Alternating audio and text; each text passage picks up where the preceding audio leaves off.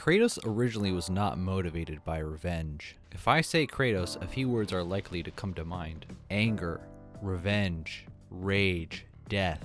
Words that you associate with this character. Unless you're new to the series, in which case you're probably thinking of boy, or some grunting noises that he makes sometimes. These are two different Kratos. One whose primary motivation is revenge against the gods of Olympus, which is the Kratos from the original trilogy. The other is more concerned with his son's well-being. But what if I told you that that wasn't even Kratos' original motivation at all? What if I told you that pretty much everyone, yes, including Santa Monica themselves, misunderstood Kratos as a character from the very get-go? To be fair, anger, revenge, rage, death do fit onto Kratos, just not during the whole trilogy. I'm here to make the argument that Kratos changed not just between God of War 3 and 4, but also between the games and the original trilogy. But before I get into that, let's talk about Homer. The Iliad and the Odyssey are two massively influential... No, I mean this Homer. If you're more invested in The Simpsons than the average person, chances are you've come across the term jerk-ass Homer before. But if you haven't, let me give you my understanding of the term. It makes reference to the fact that over the course of the series, Homer changed from a man of slightly low intelligence that genuinely cared about his family, that tried his best to get by in life even at times when he wasn't very good at it. Changed from that to a man of an IQ of 45 that is extremely selfish in every situation ever and could not care at all about his family, seemingly. Jerk-ass Homer was the meme of what Homer was. That got repeated back to the writers so many times, it distorted and transformed into this ultra-exaggerated version of itself. This happens all the time to characters. They get reduced to the basic elements of their character because it's easier to understand. And then over time, the basics are all that's left. And then eventually, those basics get exaggerated. How many magic beans should I sell the baby for? 3? That's me, jerk-ass Homer! Let's take another character, Goku. I say Goku, you think of someone that likes to fight so much that they care pretty much for nothing else. But that's not what Goku was. There's a great video out there that's about this very topic called, Is Goku a Hero? That explains this pretty well. The main idea is that Toriyama might have shifted Goku's personality in response to the way the anime was depicting him. They made him out to be more of a hero type kind of guy, and Toriyama moved in the other direction. Despite Goku originally being selfless, over time he became selfish. Not only that, but the elements of his personality were retroactively attributed to his Saiyan heritage. You like to fight? It's because you're a Saiyan. You like to eat? That's because you're a Saiyan too. It's not like you're a martial artist or anything. Although it's undeniable that Goku is very selfish now, his past depictions now get viewed through the same lens as the present Goku does. Goku is a terrible father. Piccolo is more of a father to Gohan than he is. Even though Goku at the end of Dragon Ball is a terrible father, husband, friend, and grandfather, he isn't at all in the Saiyan arc. His primary motivation at the very start is to save his son. He doesn't want to fight Raditz, and he has no problem fighting Raditz alongside Piccolo at the same time. Piccolo only becomes Gohan's pseudo-dad because Goku died. And even then, he doesn't take on a father-like role for Gohan after that point, really. But people will still look at Goku from this time period and the Goku from the end of the series and think they're pretty much the same. Again, past depictions of characters are often retroactively viewed as if they were their most recent depiction of the same character, even if they are very different. So does Kratos turn into jerk-ass Kratos in these games? No. Not these ones. We'll get to that later. No, the characteristics that most people associate with Kratos came to the character naturally, through character development. Now perhaps the character is pushed more into this box because of what Santa Monica wanted to achieve with the second game, but nonetheless, there's an in-universe reason for the change. Okay, so what's the argument? Kratos in the first game was not motivated by revenge. Not only that, but he wasn't even that much of a hot-headed character as people make him out to be. If you actually look at the interactions he has with other characters, Kratos only gets angry and yells a handful of times. He yells at Athena here out of frustration. He is a bit demanding, but he cools off pretty quickly. He yells at Ares to save him. He gets mad at the Oracle for reading his mind, but he doesn't really yell at her. He shouts his orders here at his men, but it's more of a utilitarian shout rather than an angry one. And one more time at Ares after he kills his family. That's pretty much it. I must get across! Release the lever! Extend the bridge! Every other time he talks to somebody or himself, he seems pretty chill. A grave? In the middle of a battle? Who will occupy it, old man? You will, my son. Oh, I've got a lot of digging to do indeed. I know what you've done! Monster! Wait! The Oracle spoke of Pandora's box. Can it be real? The box exists. Even when he's about to battle Ares, he is very calm. The monster you've created has returned to kill you. And even when he kills him, he isn't a rage monster here. I was trying to make you a great warrior. You succeeded. Kratos is actually more of a somber character, regretful, constantly feeling bad about the things he's done in his past. Now, during gameplay, he is constantly yelling, and this is more in line with what people associate with the character, but he's engaged in battle. It would be stupid if he wasn't yelling. The first game is trying to mimic a Greek tragedy, and whether or not it does that well, Kratos is a tragic character. T.C. Carson does a really good job depicting this. You can really feel the pain in his voice at times. By the gods, what have I become? Not that price. I didn't want them to die. The gods of Olympus have abandoned me. Now there is no hope. Hope! Not again. What's his motivation then? He served the gods for 10 years, why? To kill Ares? No. To get rid of his PTSD, basically. It's just a happy accident. Poetic justice that his last task that he needs to do to get what he wants is to kill the god that caused him said PTSD. But that wasn't his goal. How could that be his goal? Ares is a god. How can you kill a god? What a grand and intoxicating innocence you must have to think you can do such a thing. Yes, later in the series this isn't as hard of a thing to do, but in the first game, it's a really big deal. And most people couldn't pull it off, even with the powers of Pandora's box. Which is the whole reason why they send Kratos specifically to do this. Another thing that gets grafted onto Kratos in the first game is a hatred, disdain, or just general contempt towards the gods. No, he doesn't hate the gods, just Ares. He talks to the gods, although very sparingly, with respect. He does yell at Athena at that one moment, but again, it's a single moment of frustration after 10 years. This is the exception to the rule. He seeks the salvation that only the gods can provide. Why would he hate them? Even at the end, he does not demand that Athena get rid of his nightmares. He asks her. Athena, rid me of the memories that haunt me still.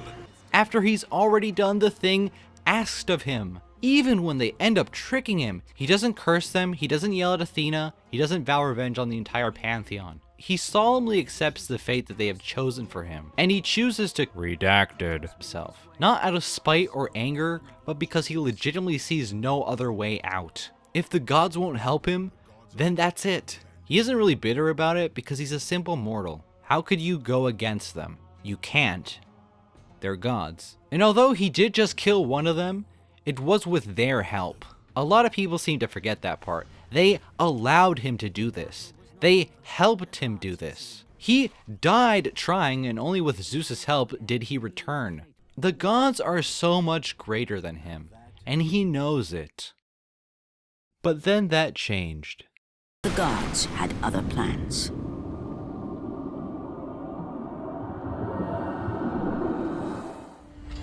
But now there is an empty throne in Olympus, and a new god of war is needed. Take these stairs, Kratos.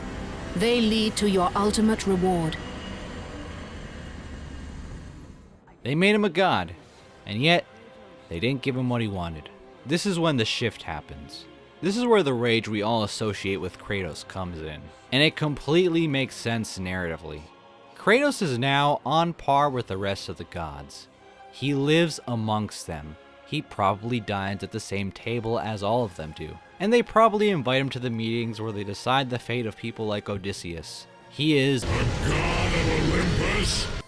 And yet, they deny him his release. His sins were forgiven, but we all know that's not true. His skin is still pale with the ashes of his family, and people throughout the land still call him the Ghost of Sparta, a title that was given to him specifically because of his ultimate sin. You would think that there would be a moratorium on that title now that he's a god. Athena, the person that directly relieves him of his sins, still calls him this. Do not forget that it was I who made you a god, Ghost of Sparta. Basically nothing has changed. 10 years of servitude, an intensive final trial, his death, a battle with a god while he is immortal, a cruel trick. Then they make him a god, so he has to live with it for the rest of eternity. Who wouldn't be pissed? That's the reason why he refuses Zeus's offer to forever serve me. It isn't because Kratos is simply too proud to serve someone, it's because he already did 10 years of it and it got him nothing. Even at this point though, he doesn't hate the gods. He's kind of jaded towards them, but he doesn't seek revenge.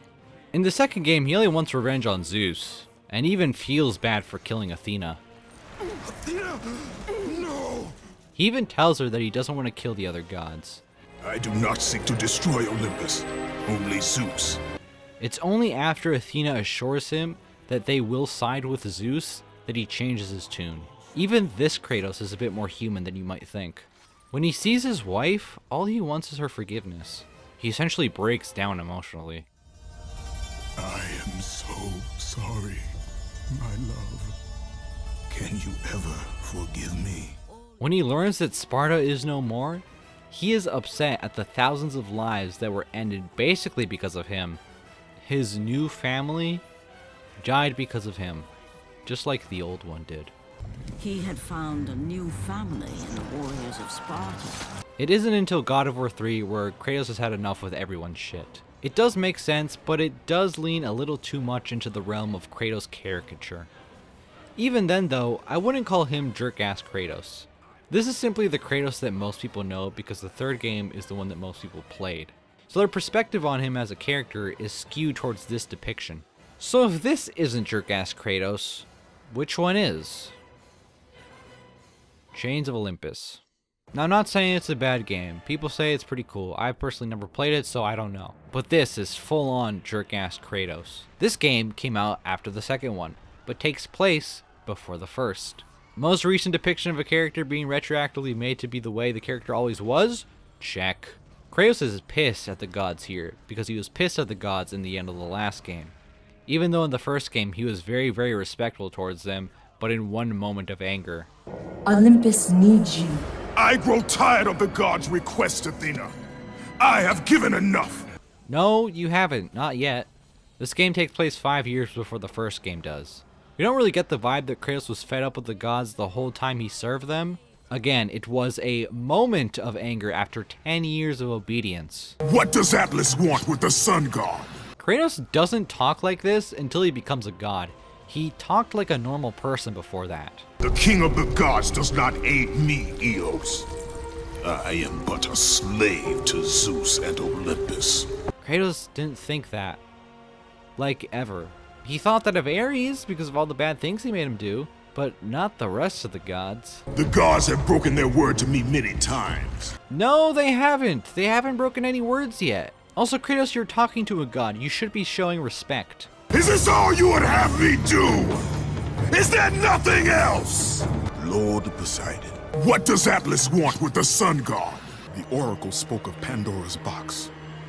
Can it be real? Oh, you see what I mean? He acted like this in God of War 2, so they make him act like this here as well, even though it doesn't make sense. Oh, Kratos killed the ferryman. Cool. I'm pretty sure he's some kind of deity, so I don't really know how he would be able to do that. I don't see Pandora's box anywhere. He kills Persephone. How? This game really should have taken place between the first and the second game. It would have retroactively created less plot holes and would have kept Kratos' characterization more consistent. He already hates the gods so much in this game, but still has to serve them. It makes no sense. But since it's a prequel, it has to be that way, which just makes Kratos look stupid retroactively. If you were so fed up with them then, why did you serve them for another 5 years? If you didn't trust them then to keep their word, why did you serve them for another 5 years? You fool. So did Ready at Dawn just completely not understand Kratos? I mean, kind of, but I really can't blame them too much because even in the first game, Santa Monica didn't get Kratos. They describe him with all the elements that are more present in the second game. The things I said to him, I said brutal, nasty, violent, antisocial, pissed off, angry, fuck you. That was my direction to Charlie. If you repeat a meme enough, people will start to just believe that that's how things are. Even if America fixes its obesity problem right now, it would take years for people to stop thinking of Americans as fat gun lovers. Ideas are really easy to spread, but are really hard to unspread. Now there is one part of the original game that seems to indicate that Kratos did intend to kill Ares ever since he killed his family. It's the narration in this scene. He had but one calling now, the death of Ares. He would murder the god of war. Ares, you will die for what you did that night. Now it sounds like what's being said is that Kratos decided then and there that he would murder Ares no matter what. But that just can't be the case. We don't get any indication of that being the case in the rest of the game. It makes more sense that the narrator is talking about Kratos' current calling, like outside of the flashback, which is why he declares that Ares will die once the flashback ends. It seems to make more sense since Kratos shows no sign that killing Ares is his primary motivation at all. It's relieving himself of his sins, of his visions. He doesn't endlessly sail the seas from port to port because he's trying to kill Ares. He doesn't sleep with women and drink a lot of alcohol because he's trying to kill Ares. He does that because he's trying to forget. The motivation at the beginning of the second game is actually, surprise, surprise, the same. You see this shot? This is at the very end of the first game. What is he trying to do here? He's trying to relieve his pain. What's one of the first shots in the second game? It's this one. Now what is he trying to do here? He's trying to relieve his pain. God, where's the first deep game of this series? Again, it was simply poetic justice that his last task was to kill the god responsible for his PTSD. If his last task was just to kill the Hydra, then he would have done that. Why would a mere mortal think that he could kill a god? He wouldn't. Now you might say, but he already killed a god. Yes, but that's why Chains of Olympus' story is dumb. If you're gonna make a prequel, you have to make sure it fits in correctly with the timeline. Don't just add things that would retroactively make other things not make any sense. Why would Hades help Kratos after he killed his wife? He wouldn't, which is why it's dumb. I offer you the souls of Hades itself. Any justification that the fandom has come up with is just post hoc reasoning. Ascension seems to be a pretty good handling of the character in a prequel setting. He isn't just yelling at everybody he talks to. But yet again, the Furies are gods, so Kratos shouldn't even be able to beat them in a fight, let alone kill them. But then again, just because they're gods in the real Greek mythology doesn't make them gods in-game.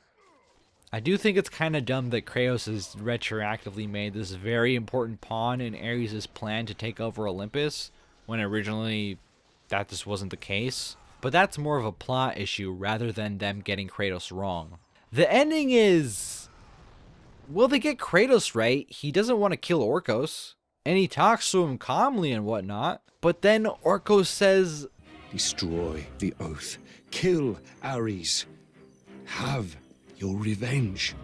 Which...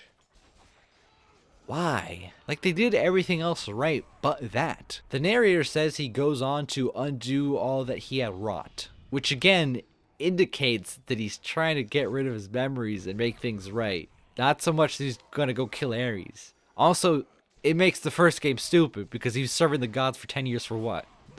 Hoping at the end he was gonna kill Ares? Was that step one in his plan? Oh, I'm gonna get rid of my nightmares and get rid of my sins first, and then I'm gonna kill a god. That's super good plan, Kratos. Orcos, why can't you just shut up? Why do you have to say that stupid line? Kind of wish we got a scene of him praying to Athena for forgiveness or something at the end. He also only gets his visions after killing Orcos. That just seems kind of like an unnecessary thing. So let's recap. This Kratos isn't the same as this Kratos, and this Kratos acts more like this one, even though he's closer chronologically to this one. Everyone thinks that this Kratos is how all the Kratos acted until this one came along. Yeah, I don't know. I like the first three. I played some God of War.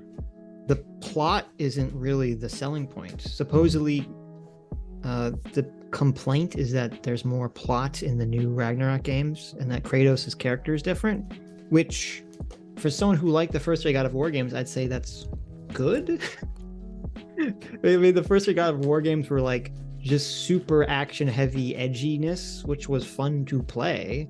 But I don't really have a problem with the series kind of evolving beyond that. The plot slowly reveals itself over the course of the game, but the three major points are these. Kratos is hunting Ares throughout the game. Athena says Kratos will be forgiven. In the first, he was cruel and misanthropic, and that's only been amplified by an unresolved pain and what he looks at as a betrayal from Olympus. In the original God of War trilogy, protagonist Kratos had very little character development. He basically only had 3 character traits. 1, he was really angry all the time. Oh, not again. 2, he responded to every challenge or insult he encountered with immediate and extreme violence. I know what you've done! Monster! Wait! Of all the fools who try, you would be the last I would expect to seek an audience with the Sisters of Fate. Let me pass, and I will let you live over. Kratos doesn't seem to have any self-awareness or willingness to meaningfully self-reflect at all. By the gods, what have I become? You cannot save them, Kratos. You gave them up in your quest for ultimate power. There is a price to pay for everything you gain. Not that price. I didn't want them to die. Even though all it takes to disprove this is to show clips of Kratos from the first game, the meme of what Kratos was is so widely spread that most people believe it, and almost everyone will perpetuate the idea that he was always the way he was in the third game. Everyone, including the Kratos in Ragnarok. In the service of a cruel god, I was tricked into destroying a village, not knowing my own wife and child were there until their blood stained my hands. I swore revenge. Which, speaking of getting Kratos wrong, there's a lot of moments where Kratos is talking to Freya where he would realistically just say, "Very well," and then just ditched her. Like, he brings up not being a slave to anyone ever again, and she basically just says, "Lol, shut the fuck up, my life is harder." Do not tell me to kill again. What? I killed to protect my son, to aid my friends. But I will be no one's monster. Never again. You don't get to make that choice, not with the debt you owe me. I am not here for debts. I would always have helped you. So much has been taken from me, and I'm just supposed to let it all go? Freya. Enough. Which, you know, he should be fuming from that. Atreus calls him an asshole at one point, which, you know, Atreus is getting smacked. I don't care how reformed Kratos is, how much of a good person he is now. I think Jesus would have smacked Atreus there. He turns his back on his enemy mid-battle. I don't think a Spartan would ever do that. There's also this amazing line, which makes everything look stupid. Father, is it always moral to kill something that's trying to kill you? Yes. Well, there you have it, lad. Is it always moral to kill something that's trying to kill you? Yes. Well, there you have it, lad. Yeah, what the hell, game? All these things aren't due to character growth either. God of War 4's Kratos was growth. This Kratos is just more of a pushover, really. Now, that being said, there are a lot of good moments. And I think my favorite moment is towards the end of the game, when he tells Atreus that he was wrong about the whole closing your heart thing. You feel their pain because that is who you are. And you must never sacrifice that. Never. Not for anyone.